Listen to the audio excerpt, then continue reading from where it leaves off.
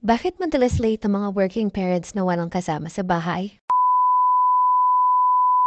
Good morning! 4:30 pa lang or 4:45 pa lang nito pero medyo lumalabas na si Haring Araw. Medyo maginaw nga ngayon ng umaga pero kapag ka nga magtatanghali na ay napakainit. Hindi nga namin nakuha yung package namin kagabi yung tinapahan na ibibenta namin.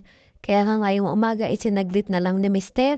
Buti na lang talaga 24 hours yung drop and go ng Victory Liner. Kaya nga hindi na kami masyadong ng problema nung hindi pa nga dumating kagabi. Kinuha na nga ni Mister na yung madaling araw yung nabibenta naming tinapa. Medyo natagalan lang din siya nakabalik, halos nakapagluto na nga ako before siya nakauwi. Kasi medyo matagal nga daw nilang hinanap at kukunti pa lang daw ang staff nila ng ganong oras. Naganda na lang din ako ng agahan namin habang kakako ipapako yung tinapa mamaya ng mga order ng mga kakilala. Yung tinapa na yun ay wala kaming kikitain doon, yun ay talagang tulong lang namin dun sa nagtitinda. Pero magandang negosyo yun, ano? Pagka kaya itutuloy-tuloy namin, meron pa kayang mga mag-order. Hindi rin din namin sure pero kapag meron mag-order at mag-order, siguro medyo titingnan namin na negosyo namin yun. Kung iisipin man namin na ininegosyo yun, pwede siguro kapagka pre-order. Kasi nga yung tinapa na kinukuha ko ay wala talagang gamot o formalin na marami. Hindi siya ganon katigas pero dahil nga ganon yung pagkakagawa, mas masarap nga siya, malambot, pero hindi siya pwedeng pang stock. Mas madali siyang masira kumpara dun sa mga marami ang gamot na nakalagay na nabibili sa palengke. 2 linggo na nga kaming di nakakauwi at nakakaulam lang ako kaya nga ako nag-order. Pero ako nga baka nga may gusto kaya na pinost ko. Hindi ko naman din akalain na may mga kagaya ka din na nagkikrave ng tinapang bangus at tinapang ganunggong.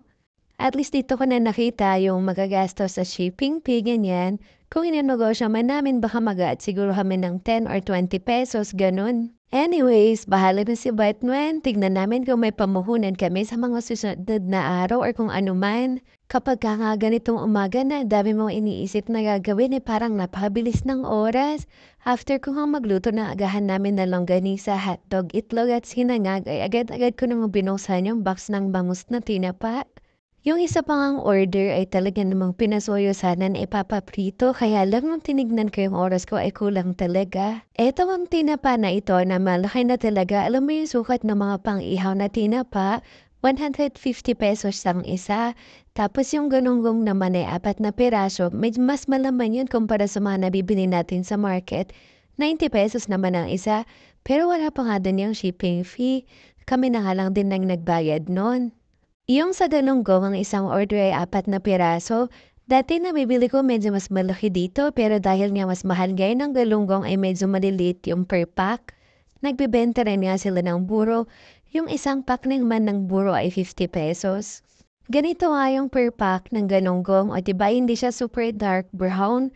Hindi kagaya nung mga nabibili natin sa ibahan at super dark brown siya kasi yun na yung matigas ng galunggong. Ito ay malambot talaga. Pero kailangan natin siyang iprito. Kung gusto mo siyang i-stock, medyo i-fry mo muna before mo ilagay sa ref. Dito ko rin nakita na kapag nga dinirekta yung tinaphadan sa may plastic magtutubig siya kaagad. Kaya nga niritaso ko yung mga jelly na nandito sa may box at nilagay ko dun sa mga tinapa. Baka nga kasi masira kapag ka na baka hapon pa namin ma-deliver yung iba. Nang matapos ko ngang i-repack yung mga tinapa ay ginising ko na nga ang aking bunso. Medyo hirap talaga kami kapag ganitong Lunes kasi nga nasanay na yung katawan niya ng Sabado at Linggo na walang trabaho at late kaming magising. Buti na lang talaga at hindi ako hinahayaan ni Mister sa lahat ng gawaing bahay. Siya ang nag-aasikaso sa kay Simon mag-prepare at ako naman sa mga babaunin namin. Tapos hindi na rin kami nag-aagahan dito sa boarding house kasi nga mas lalo kaming malilate. Kaya ang ginagawa ko, yung mga naluluto namin ay kanya-kanyang baon na lang kami. Medyo nakaka-guilty lang ito kay Simon kasi nga nasanay siya sa bahay na 5 AM kapag nakaluto na sila nanay, sila ami, sumasabay na siya mag-breakfast kay ate niya. Nung mga unang linggo namin siyang alaga dito ay talagang nag-a-adjust yung bata.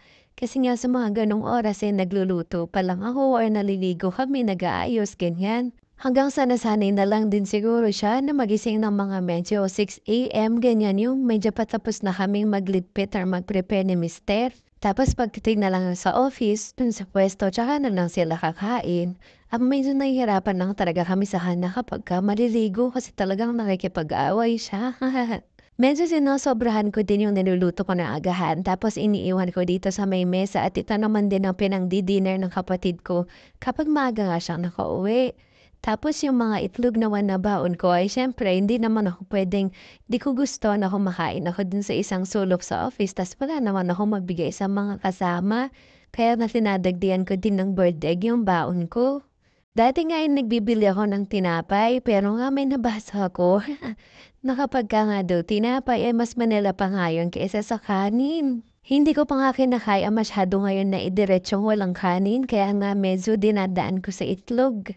After ko mga maligpit lahat, tapos yung mga natitira talagang kailangan na may Tupperware kasi nga baka ini ng mga daga masasayang.